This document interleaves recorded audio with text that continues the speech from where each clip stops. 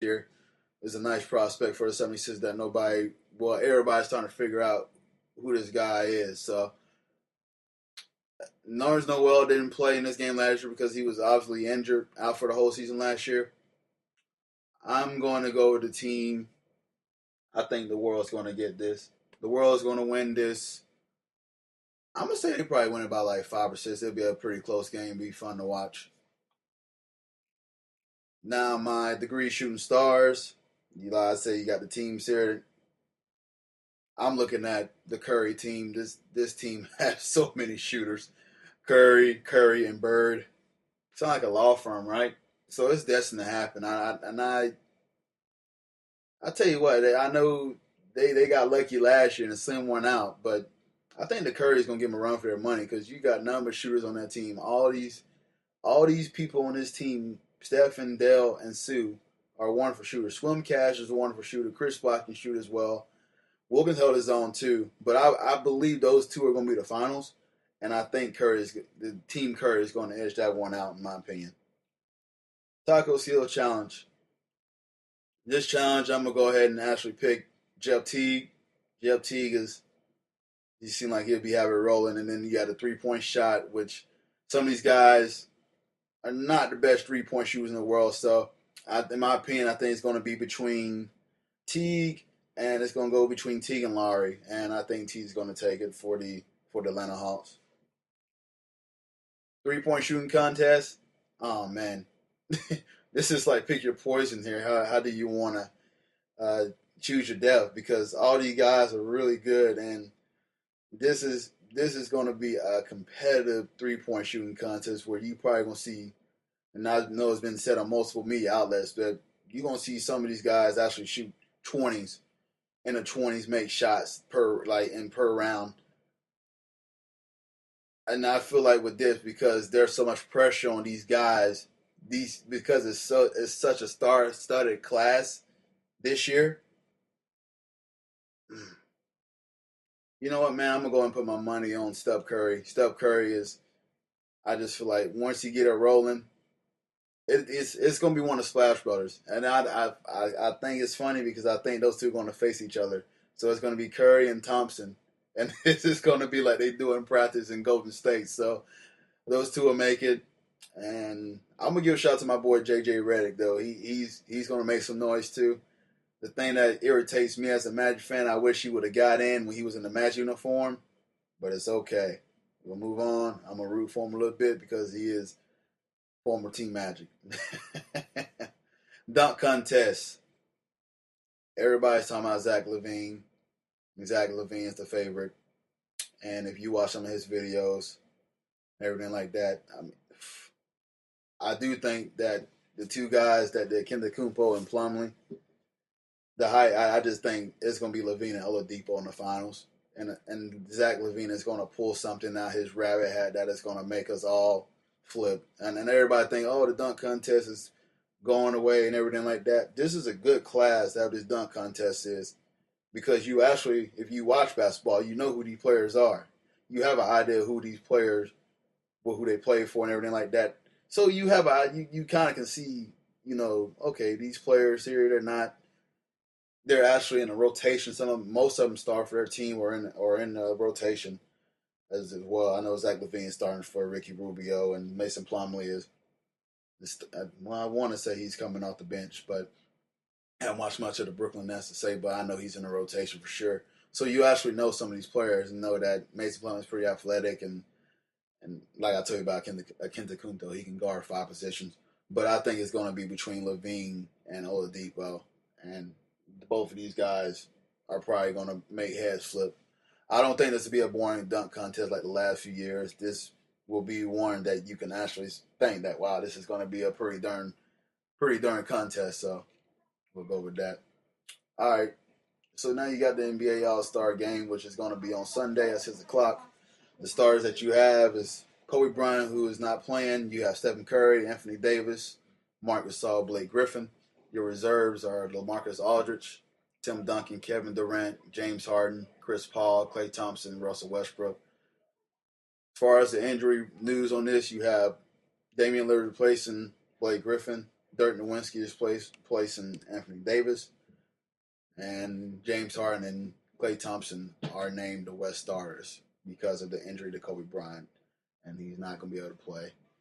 So that should be in. Steve Kerr, who is the coach of the Warriors, will be coaching this team. On the East side, you have Carmelo Anthony, Paul Gasol, LeBron James, Kyle Lowry, John Wall as your starters. Your reserves are Chris Bosh, Jimmy Butler, Al Horford, Kyrie Irving, Paul Millsap, Jeff Teague, Dwayne Wade. The injury news for the East is that Dwayne Wade is not going to play. He's going to be replaced by Kyle Korver. And Mike Budenholzer is your head coach for the Hawks.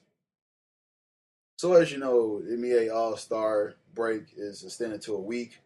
Now they're doing a fashion show with LeBron. LeBron had brought the idea, so now you have to keep an eye for a fashion show. I want to say there's also a game of horse. Can't remember the players in that. That's my bad. I'm blanking on it. And so what this here is the midpoint of the season. It's always a celebration of, coming together. The game's exhibition should be a good, pretty game here. As far as who's going to win, as far as the East versus West, I'm always going to be a guy who rocked the East because I'm from the East Coast. Of course, I'm over here. We already told I'm in Florida. So I'm always going to root for the East. The West is going to end up winning it, though. I think there's going to be always, like I always go, the first 3 quarters is going to be very loose, kind of playing around, alley hoops. It's going to be high scoring like it usually does. They really don't take this serious until the 4th quarter, and then you start recognizing, you start seeing that they're actually engaging on defense and trying to play one another, and it becomes a pretty good ball game. There's a lot of talent in this All-Star game, and I believe the West is a little bit stronger, so the West will probably end up winning this. And this will probably be a good game. I say that the West will win by 10, so it'll be a pretty good game. I think the East will make it close, and then the West end up pulling it out, and then it'll be a good ball game.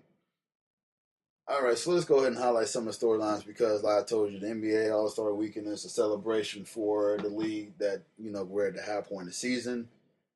The game is almost over. Now we're going to kind of get into the gear where the teams that are pretenders and contenders are being separated. You already have an idea who your lottery team is going to be. So you are already kind of formatting who is going to make their way to the playoffs, or who is just gearing up, for another season. Go ahead and for the NBA lottery and go ahead and free agency and see what they can do to try to re-gear up for next year for those teams that are lottery bound. But some of the headlines that need to be recognized as far as the All-Star break, when we go ahead and actually go on the All-Star break, you got to give props to Atlanta Hawks. They sit atop the NBA best record, 43-11. They had a winning streak, 19 games in a row it started in December and ended in February. And just to give them props, they had their January Player of the Month. They was named Player of the Month for January. All 5 starters. So that's Kyle Korver, Al Horford, Paul Millsap, DeMar Carroll, and Jeff Teague. 5 of those starters was named. That was the first time that actually happened in NBA history. Props to that because they all deserve it. No one in their right mind didn't think Atlanta would be 43-11. They did go into the break with a loss, but still, you got to give them props because in a conference where you have Cleveland, Chicago, who's getting all the headlines at the beginning, this team is going the right way. They're playing with team ball.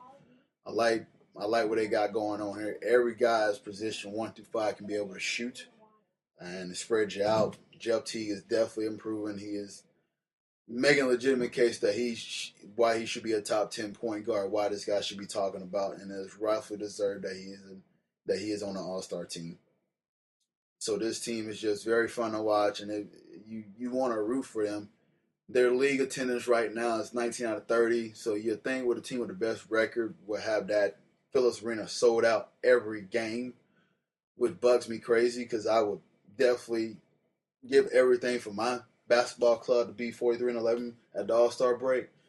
You got to appreciate when you have a good team, and this team can definitely make a run in the playoffs and can get to the NBA Finals if their cards are right and if they play good ball that they have been. They're dangerous. You got Paul Millsap and you have Al Horford, who would pretty good post players, and actually Paul Millsap can go ahead and get his own shot, spread out the floor with his 3-point shooting, and actually take the ball out the dribble. Very, very nice two-way player. You know, Al Horford, who was a Gator guy, I know watching back in the days when he won the 2 titles for the Gators. He's actually healthy this year, which is a good thing for the Hawks, and you actually see when he's healthy how much of a better team they are. And credit to Mike Budenholzer and his coaching staff because they're doing a fantastic job with this team. And they deserve all the accolades and the recognition that they're getting. And so we'll hope that the sky limit is up for them. They keep contending because we know the Hawks was always one and done when they got to the playoffs the years before.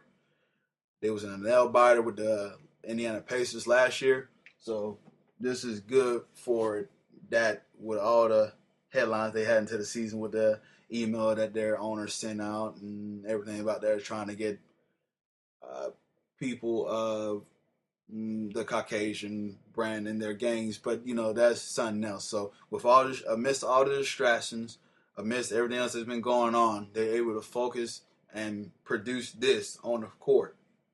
I tell you how well this team is. When they had all this distraction coming into the NBA season, they're able to go ahead and keep it moving, keep it going, and hence they have a 43-11 record going into the All-Star break. Pretty fantastic for the Atlanta Hawks, and I'm actually intrigued to see how far does this team go in the NBA playoffs because I think they can go pretty darn far. Also, you want to talk about the Golden State Warriors and the Memphis Grizzlies, who are leading the West out there, the Wild Wild West. You got Golden State at 42-9, and you have Memphis at 39-14.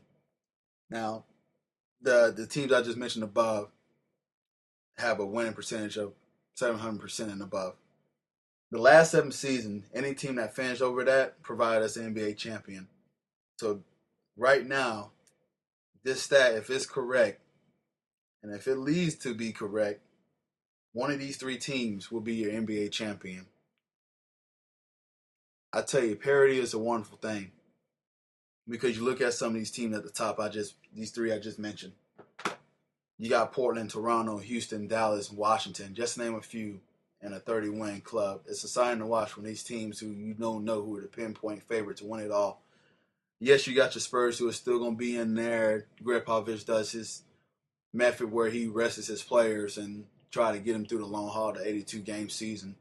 It might not be pretty and might not, but it might not be recommended by the NBA because you know the NBA is all about being a business and everything like that. But Popovich looking at it like, you know what, it's my product. I'm trying to get them healthy going into the postseason, which I don't blame him for doing that. And who knows, Spurs might click it on because in the West, literally those teams 1 through 8 is pretty darn dangerous, and anybody can come out the West. Same with the East. You look at the East, Cleveland is now coming on. Cleveland is now I want to say they won the last 12 out of their 13 games.